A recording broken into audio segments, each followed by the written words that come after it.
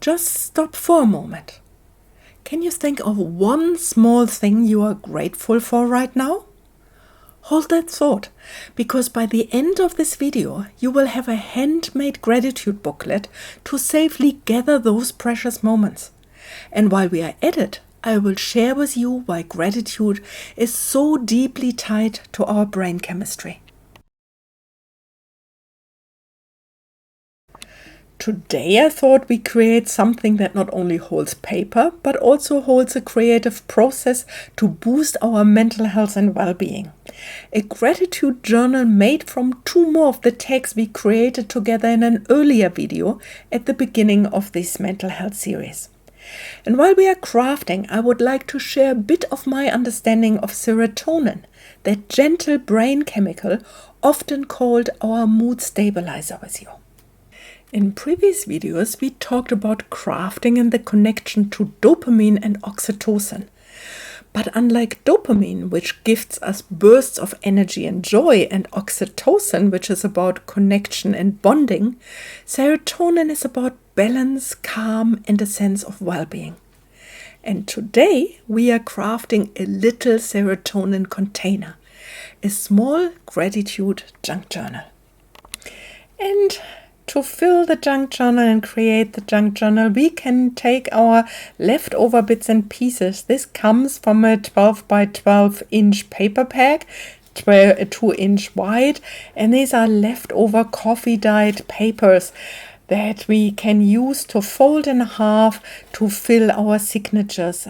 A little piece of fabric for the spine and some black cardboard to mount later a label for decoration. But let's start with creating the little junk journal with some fold outs. Here it's a 12 by 12 inch long, and if you have a scoreboard, first score at half, at 6 inch, 3 inch and 9 inch, and then fold them together. Because what I'm planning to do is a little special junk journal with 3 tiny signatures, 1 for each of the folds. At the end, cut 1/8 of an inch off, just so that it is easier to fold and not gets in the way of the middle fold. Okay, as a next step, we will create the signatures. We have the covers, the back and the front cover. They are 3 by 4 inch, and with that we know that our signature needs to be a little bit smaller. Here I prepared a sample size and I folded in half, and you can see here, if we use the 3 by 4 inch cover, you can see around the edges. I turn it around so you see it a little bit better. Can you see there's a little bit of space, so the paper needs to be a little bit smaller. I am not measuring now from here on. I'm just taking my leftover pieces, my metal ruler, and I'm tearing the papers to size. Don't need to be too accurate. At the end of the day, it's a junk journal. But as always, of course, you do whatever feels right for you. And while I'm preparing the signature papers here, I thought it's good to go back to our topic of serotonin. Because serotonin is one of those words you often hear when people talk about mood. It's a neurotransmitter, a chemical messenger in our brains and bodies that plays a role in regulating mood, sleep, appetite, and even digestion.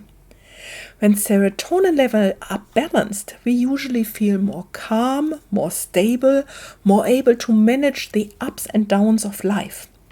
When serotonin is low, we might feel flat, hopeless, or find ourselves slipping into depression. It's not the only factor in depression. Life circumstances, trauma, and many other things play a role. But serotonin is an important piece of the puzzle. And the beautiful thing is, there are natural ways to gently support serotonin. Sunlight, exercise, healthy food, connecting with others, and also gratitude. Gratitude may not change our lives overnight, but it can slowly shift the way our brains pay attention, which in turn supports serotonin and mood regulations. So, let's continue with crafting our little gratitude journal here. What I would like to do now is stitching the first signature in place. And I do this on the 6-inch fold. You can see here I folded all the papers in half and put 3 to 4 of them into each other. And we make sure that it is really tightly in there. We can secure it with a paper clip so they are not moving around while we are stitching into them.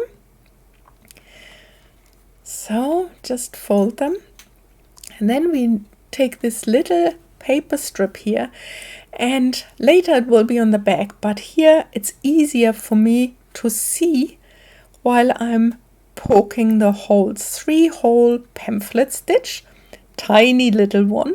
So I'm poking the holes through this strip of paper that will hold all of the 3 signatures.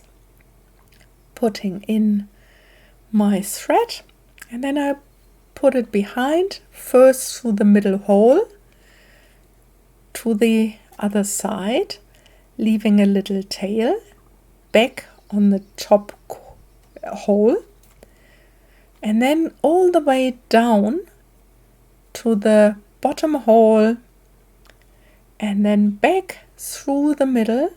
I try not to slice the little thread here, and then I have one end on one side, the other end on the other side, and then I'm tying a double knot, and that finishes our first signature. Beautiful. It's very easy to do once you have started. I think most of you know how a 3-hole pamphlet stitch works, but for the other ones I thought I show it again. Here we fold it in half, and then you can see here the strip has 2 more folds, and so for the second and the third signature we will do exactly the same, taking 3 of the papers, pushing it into the fold, and then again 3-hole pamphlet stitch, and here we are. So I thought I would like to round all of the corners, because I find it always gives this a nice finishing touch, and I go through every corner, inside and outside, step by step, to make it look nice and cohesive. And as I round the corners of these pages, I'm reminded how something so small can change the feeling of a journal completely. A sharp corner feels unfinished, maybe even a little harsh, but once it's rounded, it's softer, more welcoming, like it belongs in my hand. And it makes me think about how we carry our own sharp edges. The moments in life that cut a little too close, or the words that still feel jagged when we remember them. Sometimes those edges show up in the way we think about ourselves, or in the way we expect the world to meet us. When serotonin is low, those sharp edges can feel even sharper. Depression, for instance, has a way of making small things feel overwhelming, like every corner of life catches on us. But softening those edges, even in little ways, can shift the experience. Gratitude journaling, for example, has been shown to gently lift serotonin. Not like erasing the sharpness, but more like rounding edges, or making here the edges a little bit warmer, making the moments of daily life a little easier to hold. And that's what I love about crafting. Each rounded corner is a quiet reminder. We don't have to change the whole page. Like we just start by softening one edge. Over time, these small changes add up, and the journal begins to feel like something you want to return to again and again. And maybe life does too. And I think now it's time to attach the top cover to our little journal. For that, I'm using art glitter glue because it's such a strong glue and I think it needs a strong hold. And just gently pushing the cover down. And here it's the first signature of our little booklet. We can open it, fold. It's like a fold out. And then I'm pressing the last page down using my bone folder to really press it down so it creates a strong bond between the cover and the signature. Okay, and now we have to do this with the back side as well. Okay, here we are. Come a little closer. Can you see here? This is our middle signature and it looks even cute this way. Here it's folding out the one side. We could leave it like it is, but I think I prefer to make a little fabric spine here, just to use this leftover fabric and just easy glue it on top of the two covers, the front and the back side. Okay. I often encourage clients to keep a gratitude journal, not as homework or as a chore, but as an experiment. When depression is present, our minds tend to scan for what's wrong, what is threatening or what's failing. Gratitude journaling is like gently training the mind to notice what is still okay, what is still safe, or what still sparks a small sense of warmth.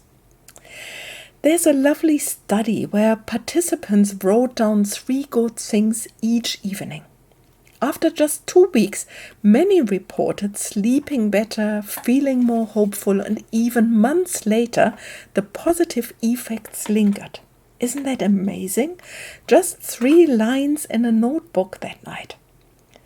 Now, of course, when you are really low, gratitude can feel forced. Some people resist it because it feels like pretending.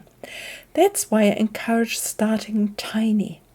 Maybe you are grateful for a cup of tea beside you, or the color of the sky this morning, or even just that you showed up to this craft table today. It doesn't need to be huge or profound. Over time, the practice itself changes how our minds notice the world. Crafting works in a similar way. As you can see, I'm just making this little label here and attach it to the cover, decorating the cover. It's not complicated, but it is rhythmic or textile and soothing. Not textile, tactile and soothing. That kind of hands-on work can actually increase serotonin. You are focusing, you are present, you are using your senses. And here I decided to use this little strip of paper. I could just glue it down, but I thought I want to just glue down this one side here so that I can have a little belly band. Again, I'm using my art glitter glue just to press it down and create this strong bond. I've had a client who told me that knitting a few rows or coloring a page helped them through dark evenings when their thoughts were too heavy. Sometimes they said it wasn't about what they made, it was about the rhythm and the crafting, the doing something with their hands. So in a way, when we combine crafting with gratitude, like in this little booklet, we are layering two natural serotonin supports together. The creativity brings calm and the gratitude builds hope. Of course, gratitude doesn't erase pain. I've never seen it work that way. But it creates a counterweight, something to balance what feels heavy. In my therapy room, I witnessed countless small shifts in people through gratitude practice. One person once told me they couldn't find anything to be grateful for, so they started writing down one moment of relief each day. Relief when they warmed their hands on a cup of tea, and relief when a neighbor was waving, or relief when their pain eased for 5 minutes. That became their gratitude. And over time, those little moments added up to a sense that life had more softness than they had thought before. Another person began each entry with "Today I noticed" instead of "I'm grateful for." That small language change opened a door for them. Sometimes noticing is easier than being grateful, especially when depression is heavy. And yet, serotonin responds to that gentle noticing just as much. These stories remind me that we don't need to aim for joy always. Sometimes we just need to train the mind to notice neutrality or tiny comforts. That alone can begin to lift our mood. So, with having finished the decoration for this, let me give you an example of how I do my gratitude practice. I'm using a pen here that is not leaking through the pages. One that is just writing on top of the journal. And sometimes I'm writing directly into the journal. But today I think I'm using a little piece of paper and I cut a little circle. And here I start writing the first thing I feel grateful for. And today, when I woke up in the morning, I noticed the beautiful sunshine this morning. What I would like to point out here is I didn't write just beautiful sunshine. The sun often shines, but I am grateful that I noticed the beautiful sunshine. I find these active elements so important because that gives me agency over the things in my life. As the second thing I wrote down, I so enjoyed the first sip of my coffee. Again, there's consciousness in the drinking of the coffee. I drink a coffee every morning, but not every time I enjoy the first taste of my coffee. And the third thing I wrote down for today is I feel proud of myself that I have started this gratitude practice. Again, what I would like to highlight is the active acknowledgement of something is a kind way of talking to myself. Is a way of saying, well done, Gajana. You have done something that is positive for you and that helps you to lift your mood. And as you're watching me writing down what I'm grateful for, maybe think about what you would want to use this booklet for. Could you, for example, write down one gratitude each morning, almost like planting a seed for the day? Or maybe you'd like to end your evenings by collecting what still feels safe or what feels kind. If you don't feel like writing anything, you could collage a little image each day instead, something that symbolizes gratitude, or choose a color or a texture or a doodle.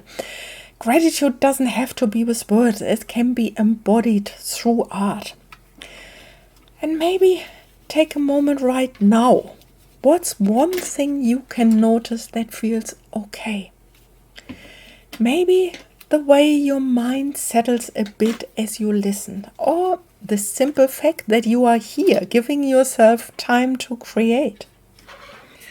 I like the idea of keeping this little journal very simple, a place where one sentence a day is enough. Serotonin doesn't need big gestures. It responds to steady, gentle patterns. Think of your booklet as a container for 30 plus days of noticing. It doesn't matter if your words feel repetitive. Gratitude for the same cup of tea, the same bird song, the same friend's smile, that repetition is like watering a plant. The roots go deeper with each reminder. I sometimes tell clients gratitude is less about what we write and more about where we place our attention. It's like turning your head towards the light, even when shadows are present.